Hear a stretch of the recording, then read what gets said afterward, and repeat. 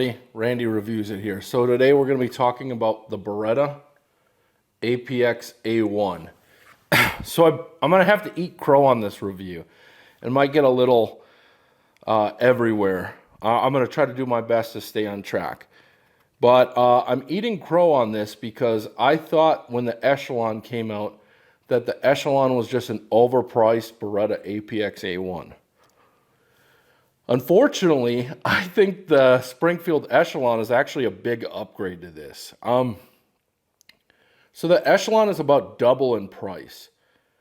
Let's get into the pros of this gun first. So price. Price is probably the most appealing thing. I bought this gun for $379 or $389 with a $100 rebate coming back from a Beretta. So it's under $300 when you find a deal. Ooh, excuse me. It's under $400 most of the time. Really reasonably priced. It's made by Beretta. It's got good durability, good reliability, good build quality, especially for the price.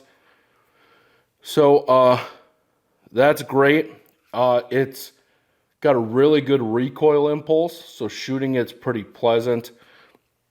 It's got a really good grip texture where the front and the back are pretty aggressive, but the sides are smooth if you wanted to carry it.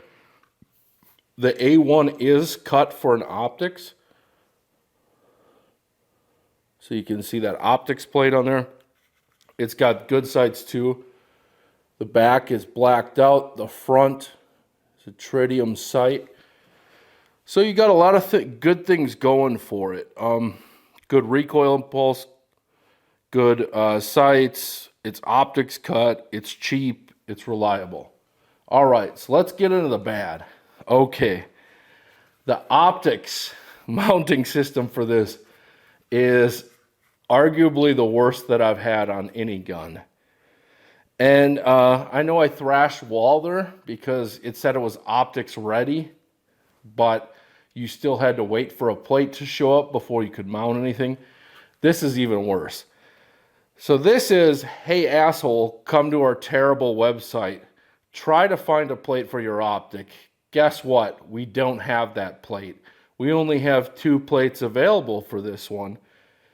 But we do have plenty of plates available for our APX A1 carry. Yes, that's right. They cut the A1 and the A1 carry with different optics cuts on them.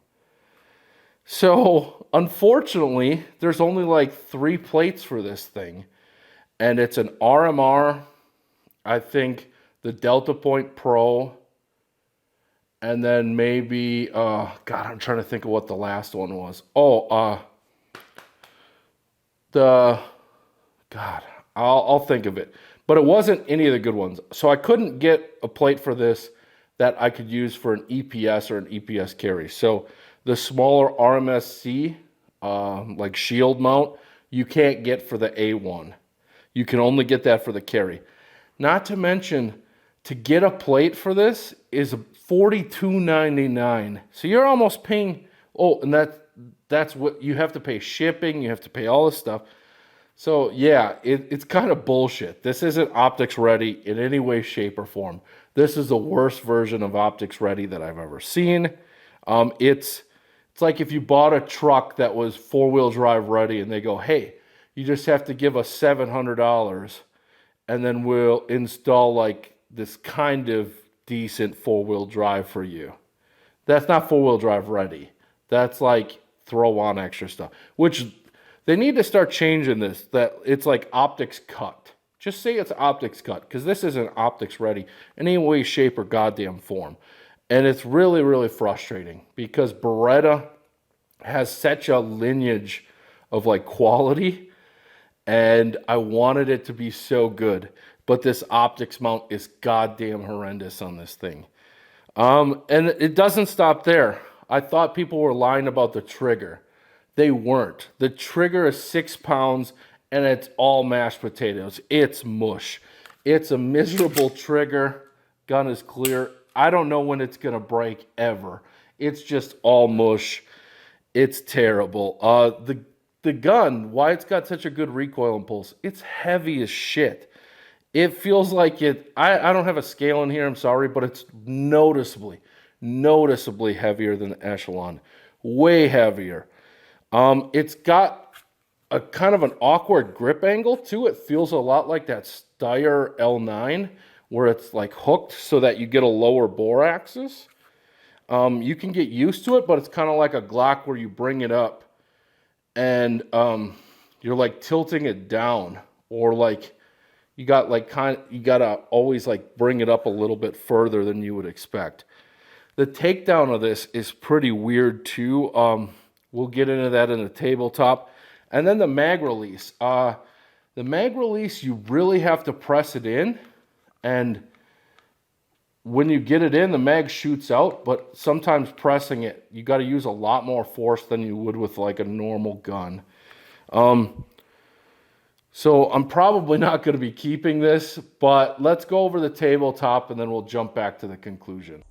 All right, so let's get in the tabletop breakdown of this because it's kind of interesting. So the gun is clear, but what you can see, so what Beretta tells you, and I don't even know why this is a thing, is it basically takes down without the slide going back. So there's this little pin area here where you can release pressure on the decocker.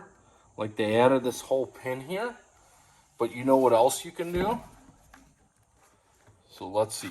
So to get this through, you actually push on this, which is quite difficult, and then you rotate it while you press on it. So it takes a lot of force.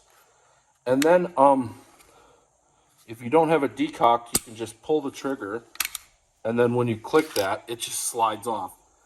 So the one thing that they got right on this is look at the amount of rail in that. So this is a chassis system, which is nice, but considering the A1 carry, that's like a whole different slide and a different optics cut and all this other stuff. I don't think there's anything coming out for this chassis system. Like they did it just to make a chassis system, but they have no options to go with the chassis system. So that's kind of dumb. It's your typical, Browning tilt. It's got a metal guide rod in here that's pretty nice. Flat wire spring. And then let's get in it. So just a typical barrel, pretty heavy duty. The slide, they've taken some of this out, but it's not nearly taken out as a lot of other slides. So like you can tell there's a lot of weight in the back of this. Like just in this back piece, there's a bunch of weight in there. So looking through here, it comes apart really odd. And I'm not really sure why they went through all that trouble of adding that decocker, because it's like they want you to be able to take it apart with ammo in it, which is a terrible idea. Like, don't do that. Absolutely do not do that. If you have, make sure, when you're using a firearm that you're using safe handling practices. You're checking it. Let's see if we can get this in there. There we go. So there's a little ledge in there it's got to connect to. Make sure you're using safe handling techniques. And that's the other thing is, as soon as you connect it, it just flips and it's ready to go. So you don't actually lock the slide back on this one, which is different. And they put that decocker lever there because they didn't want you to have to pull the trigger to take it off. I don't know if it was like for a military contract, but it seems like if they added that, they could have got better damn optic system on this. So yeah, let's get into the conclusion of this gun and then we'll take it away. All right, everyone, we're back for the conclusion on this, the Beretta APX A1. So if you're looking for a duty sidearm, so if you're a police, law enforcement, security, something like that, this might be for you because it's very, very cheap. I'm not sure if it's on your roster or something like that. But if you're looking to mount an optic, this is probably not the pistol for you. Also for concealed carry, this just seems like it's so much more weight than all the other polymer striker guns that I've handled. So I'm not a fan of that. If this is going to be your bedside gun and you're avoiding optics, that might be a good option, especially if you're very limited on your budget, because this thing is ultra reliable. Like, I was burning through it. I've had no issues with it. Plenty of other YouTubers have tested this probably much more thoroughly than I have. Beretta's tested the hell out of this gun. So kudos to them on that. But as far as a carry gun for like a civilian, this just doesn't slap. There's nothing bussin' about this. You know, it's not optics ready. Stop the cap, whatever you want to say to understand this. But it's brutal how wrong I was about this gun being a contender with the Echelon. If you're looking for a carry gun that's duty length, that has an optics cut, the Echelon's a much better choice than this. If you can even go up a little bit further, I'm still a huge fan of the Shadow Systems. I think they have the best optic mount that's out there. The depth of theirs is amazing. It comes with everything. They do have an optics ready system. Stop companies from calling these guns optics ready. They're optics cut. You still have to buy a plate or an adapter or something like that. Walther, I'm sorry for trashing you so bad because I had to get a free plate. A lot of these other competitors are selling their plates for way too much money. You can't tell me that it costs $50 to mill that piece of metal. They got a pretty good markup going on it. So yeah, the APX A1, if you're on a budget, look into it. If you're not, do better. All right, everyone. Thanks for watching and take care.